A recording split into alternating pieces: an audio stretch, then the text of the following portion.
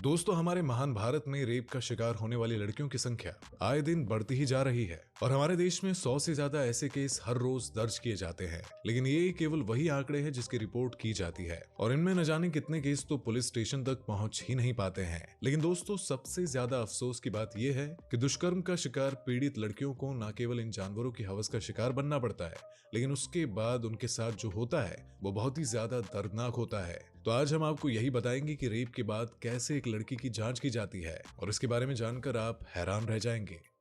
दोस्तों, जब भी किसी लड़की के साथ कुछ ऐसा होता है तो उसकी हालत उसके सिवाय कोई और समझ ही नहीं सकता, क्योंकि ऐसा करने वाले दरिंदे कई बार इतने खतरनाक होते हैं जो केवल दुष्कर्म ही नहीं करते बल्कि लड़की के शरीर को पूरी तरह से घायल कर देते हैं और कई बार तो उनकी जान भी ले लेते हैं। लेकिन ज्यादातर छोटी लड़कियों के लिए बहुत ही दर्दनाक होता है, इसीलिए इन लड़कियों के बचने के चांस बहुत ही कम रह जाते हैं। दोस्तों, आपने हमारे भारत में हुए सबसे खतरनाक कांड के बारे में तो सुना ही होगा, जिसमें दरिंदों ने लड़की के प्राइवेट पार्ट में गलत चीजें घुसा दी थी। और दोस्तों, ऐसी बातें सुनकर ही खून खौल जाता है। लेकिन सोचिए उस लड़की की हालत क्या होती होगी जो ऐसा दर्द झेल रही होती है। और अगर वो औरत न्याय मांगने के लिए कोर्ट चली जाती है तो वहां रोज सैकड़ों लोगों के सामने उसे अपमानित किया जाता है। और जब किसी लड़की के साथ ऐसा कुछ होता है तो उसकी मेडिकल जांच करवाई जाती है और उसे हॉस्पिटल भेज दिया जाता है, जहां पर पीड़िता को अस्पताल में बेड पर सफेद चादर के ऊपर लिटा दिया जाता है। इस दौरान उसके दिमाग में एक ही ख्याल आता है कि आखिर मैंने ऐसा क्या कर दिया है कि मुझे ऐसी जिल्लत झेलनी पड़ रही है।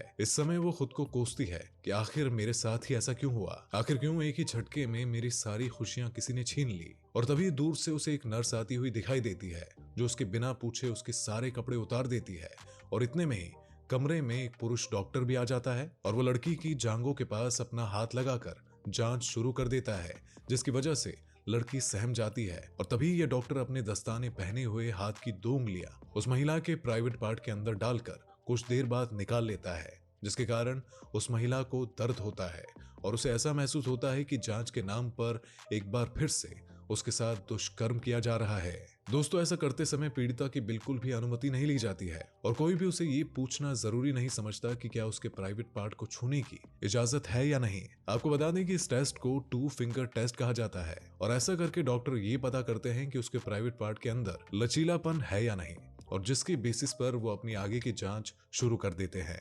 दोस्तों, पहले ये टेस्ट बहुत ही ज्यादा किया जाता था, लेकिन अब इस टेस्ट पर भारत सरकार ने रोक लगा दी है। लेकिन कई पिछड़े इलाकों में अभी भी इस टेस्ट के द्वारा ही जांच की जाती है। सरकार द्वारा रोक लगने के बावजूद भी डॉक्टर अभी भी इस टेस्ट को करते हैं, बल्कि ऐसा करने वाले अधिकतर पुरुष डॉक्टर होते हैं जो लड़की की मजबूरी का फायदा उठाकर अपने काम को अंजाम देते हैं। लेकिन सरकार ने कानून बनाया था कि एक महिला डॉक्टर ही पीड़िता की जांच कर सकती है, लेकिन कोई भी इस कानून का पालन नहीं करता था, क्योंकि महिला डॉक्टर की कमी होने के कारण ज्यादातर पुरुष डॉक्टर ही महिला की जांच करते हैं। इसके अलावा ज्यादातर लड़कियों को ये पता ही नहीं होता है कि उनके साथ क्या किया जा रहा है और जो वो कर रहे हैं वो सही है या गलत, और वो उनके खिलाफ अपनी आवाज उठा सकती है या नहीं।